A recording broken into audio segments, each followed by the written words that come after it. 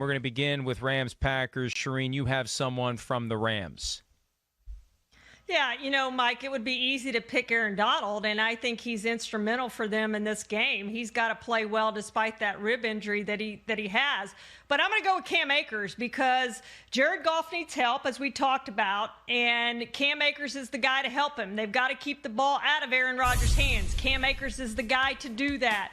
And I think he can do that. He showed it last week, 28 carries, 131 yards, and a touchdown. He also caught 2 passes for 45 yards. He's really coming on and play well. But if you think back to the Rams Super Bowl year, remember in the divisional round, Mike, when they played the Cowboys, they had C.J. Anderson off the couch and Todd Gurley, and they rushed for 273 yards against the Cowboys. I think they're going to have some sort of game like that rushing the ball to have a chance against the Packers. I think you're absolutely right. And as we discussed earlier, as it relates to Jared Goff, whether it's Goff, whether it's Akers, whether it's somebody else, that offense needs to step up, because if the defense is going to have any luck against the Packers in holding them down, the offense still has to score some points. I'm going to go to that Green Bay offense. I already mentioned Aaron Jones and the fact that they need him. And they need him to run the ball. They need him to catch the ball out of the backfield. They need him to take some heat off of Davante Adams and Aaron Rodgers.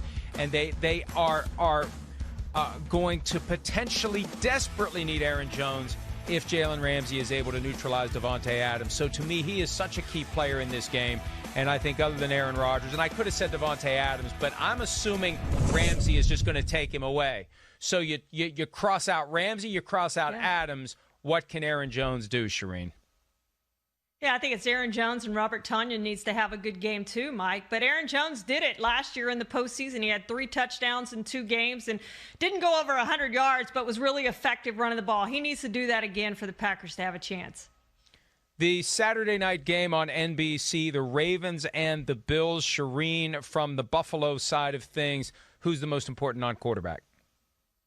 Well, we talked about Zach Moss being out with that ankle injury, Mike, and so it falls on Devin Singletary. And of course, Josh Allen, as we've said, is going to run the ball some, but Devin Singletary really needs to have a good game. TJ Yeldon will be their other running back in that game. We saw Singletary's yards per carry drop from 5.1 to 4.4 this season. He was down a little bit, but in the 3 games that Zach Moss didn't play this year, he was outstanding. 42 carries, 152 yards, and a touchdown, and 10 catches for 79 yards and a touchdown. He's ready to be the workhorse running back, Mike, and they need him to do that, especially if the weather conditions aren't very good in that game. If there's some snow, we know it's going to be cold no matter if there's snow or not.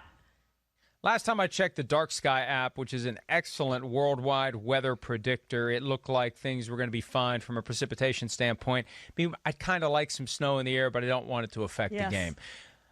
I think that Marlon Humphrey, the Ravens cornerback, can affect the game in a positive way for the Ravens if they assign him to Stefon Diggs. Most of the time, all of the time, a lot of the time, they need to take away Stefon Diggs. Sims and I were talking about this earlier in the week. I would, and this is where it becomes interesting. I don't know. Do you put Marlon Humphrey one-on-one on someone else and double Stefon Diggs with Jimmy Smith or Marcus Peters plus safety help? I don't know. But either way, Humphrey's going to have to lock someone down, whether it's Diggs or someone else. They need that defensive secondary to step up, and Humphrey is the leader of that unit. He's the guy that got the big contract, and they need to take away the passing game, or at least minimize it if they're going to have a chance to outscore the Buffalo Bills. And we'll see if Humphrey or the rest of the defensive backfield for the Ravens can pull that off. Browns-Chiefs, Charean.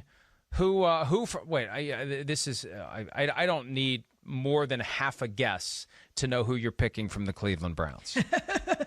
Of course, it's Myles Garrett. He needs to have a big game. He's gone back-to-back games without a sack, Mike, and he said he's ready for a big game. He needs to have it this week. He's not been the same guy since his return from COVID, and he's talked a lot about that, how the breathing hasn't come back. It's really affected him.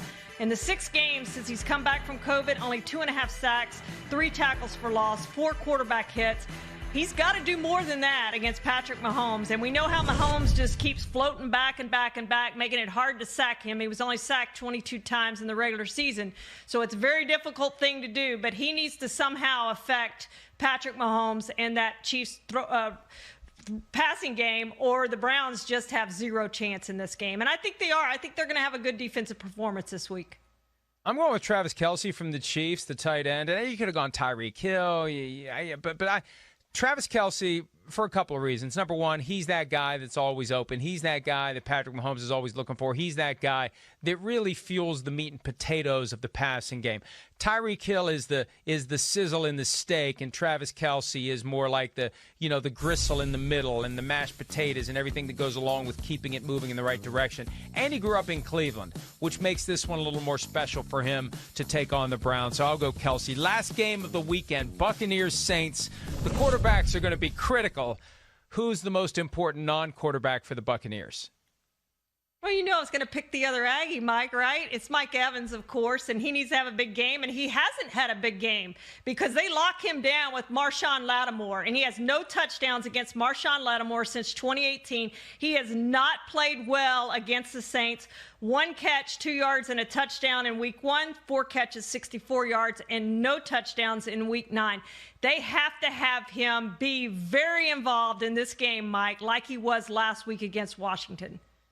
I've got Taysom Hill from the Saints for one very important reason. Bruce Arians said in the aftermath of their win over Washington, he wanted Alex Smith, not Taylor Heineke, to play quarterback because he was concerned about the defense's ability to deal with the mobility of Heineke. And he warned the defense about it, and they still got burned by him. So, Drew Brees isn't mobile. Taysom Hill is, and this is the opportunity for the Saints to unleash Taysom Hill and maybe have him have a big impact on that game. We're going to answer some of your best questions when PFTPM continues right after this.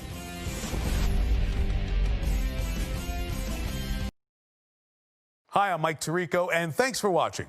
Make sure to hit subscribe for the latest news and highlights from NBC Sports.